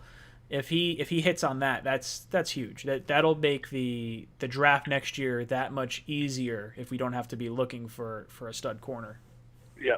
Well, if you looked at all those picks too, even if you looked at what Greg Williams inherited, you know what I mean? He likes those lengthy corners. All these guys have length and size. They're all like 6 foot, 6'1". You know what I mean? Brian Poole and Marcus May, they're on the shorter side, and then the guy at Alabama, he's on the shorter side. But they're slot guys and then safety guys. But his corners, he likes big, lengthy guys that are going to get their hands on people and let the coverage go where it goes. I'm going to blitz you with, a million people, and we'll see where it goes. Just get your hands on you for a second, and we'll see where it goes. But I do like the length, the size, and the speed of these guys. They have some good attributes. I think people are just kind of, oh, no, we're kind of soft in that position. I heard earlier, like, oh, we need a corner, we need this, and it's like, I agree with you on the edge rusher. In Gottway, he's expensive, though. Oh, yeah. This guy's going to want like $22 million a year. Yeah, he's going to want way more than that now that he's seen what the Bosa contract is. Dude, thank you so much. I'm going to get on to our poll question of the day. All right. I love the call-in. Boom! You're out of here! And you've been ejected from the cockpit. Solid call. That was a good call. And I didn't really cut you off. I let you go for a pretty long time. I turned the timer off so we get into that last question. All right. Guys, it is the end of the show. So let's get into our poll question of the day that was located in the comment section, or in the description rather. Who was, or what is the name of the Jets' newest wide receiver? Do you think you guys got it right? Who knows? Who knows? I don't know. I think you guys got it right. I think you guys are smart enough. All right, let's look at the poll section. Oh, we got a bunch of people chiming in. I like this. All right, let's see. All right, poll section, or not poll section, chat. Let's give me a number between 5 and 13. Number between 5 and 13. The first number that I see 3 times is what I'll pick. Liam, that's a 3. That's not between 5 and 13. Guys, we got 97 likes. Come on, drop me a like. Drop me a like. Let's get over 100. I know you're right there. You're close. Let's see. We got 2 7s. We got 2 9s. 2 8s. All right, 9. Oh, Chloe picked 9. Sorry, Chloe. Let me see some more. 7, 7, 7, 13, 7. All right, we'll go with 7. I saw a few 7s in there. We'll go with the 7s. All right.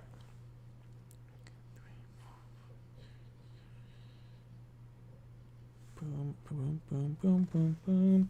All right, here, I'm going to write these down. We're going to do this the same way we did it last week. I'm going to pick a few, and then I'm going to let you guys kind of pick the who it's going to be. So let's see.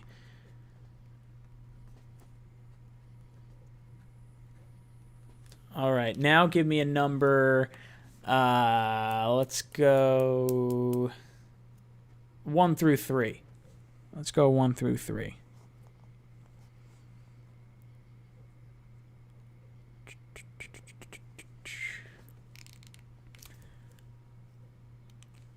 You guys are saying raffle off that shirt. I'm going to raffle off the shirt. This is how I'm doing the raffle. it's a little different than how we've done in the past. What I could do is just pick a random person from the chat. I might do that. Maybe we'll see. All right. 3. We got a sugar ton of 3s. Oh, no, it's all Colin. Colin's just throwing a bunch of 3s in there. All right. We got our guy.